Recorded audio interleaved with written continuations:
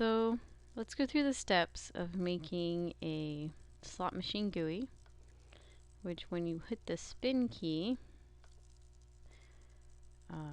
selects a symbol and displays the picture.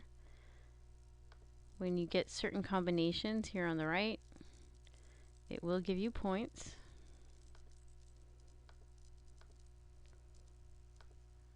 So what you'll need to do is first right click on your source folder and tell it new, and then other, because we're going to use Google Window Builder to build this application.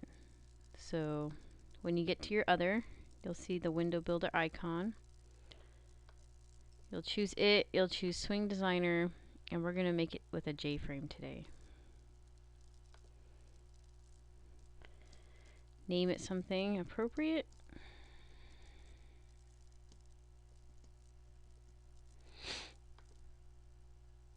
And it opens up a new Window Builder interface. Now I had to record only part of my window here, so you can't see the tab on the bottom, but there is a tab that says Design, which I'm going to click, and I get into my Design panel.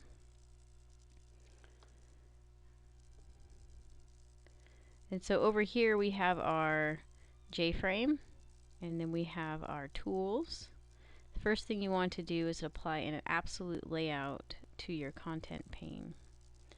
So you choose absolute layout, then come over here to your content pane and click, and now absolute layout is applied to that content pane.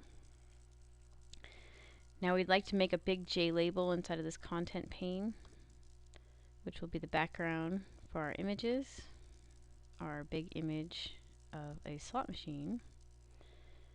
So I'm going to put a big J label in here.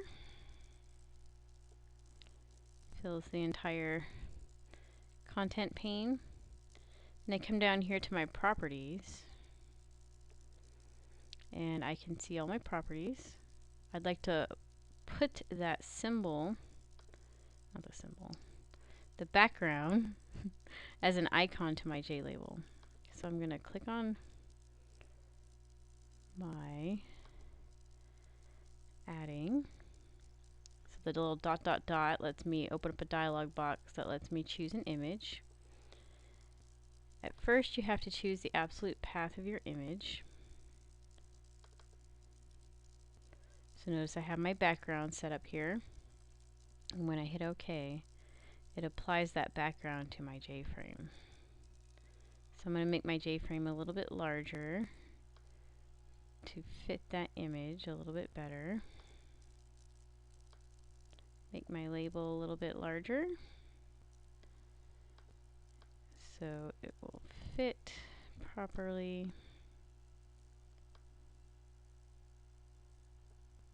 Okay, there, that's great.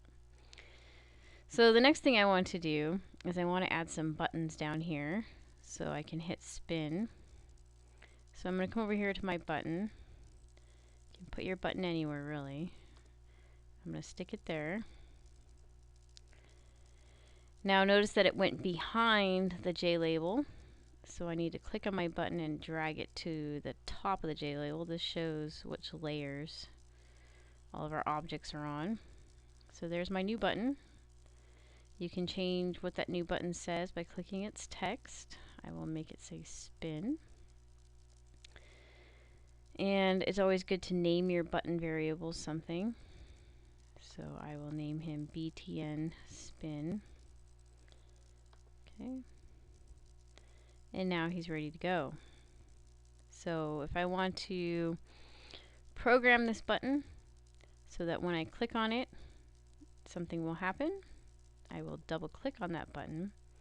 And when I do, it takes me to that source tab and lets me see the source code for my project. And in here I can see my button. And I can't scroll downward, so I will have to move it up like this. There we go. Alright. So here's my button, my spin button. And I'm running out of time, so I'll have to continue this in